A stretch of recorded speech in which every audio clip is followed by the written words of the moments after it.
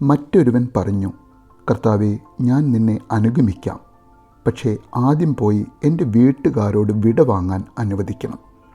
യേശു പറഞ്ഞു, കലപ്പയിൽ കൈവച്ചിട്ട് പിന്തിരിഞ്ഞു നോക്കുന്ന ഒരുവനും സ്വർഗരാജ്യത്തിന് യോഗ്യനല്ല. പരിശുദ്ധ തൃത്വൈക ദൈവത്തിന് സ്തുതി.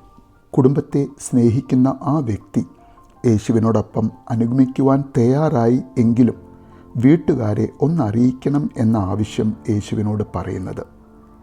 അതിനുള്ള യേശുവിൻ്റെ മറുപടി ഒരുപക്ഷെ അന്ന് ആ വ്യക്തിക്കും ഇന്ന് നാം ഓരോരുത്തർക്കും ഉൾക്കൊള്ളുവാൻ അല്പം പ്രയാസമുള്ളതായിരിക്കും.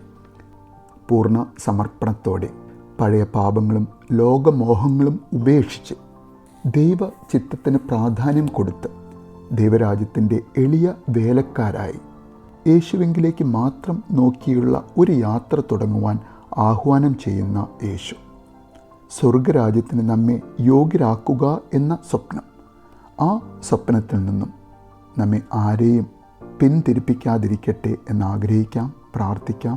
നല്ലൊരു ദിവസം നേരുന്നു.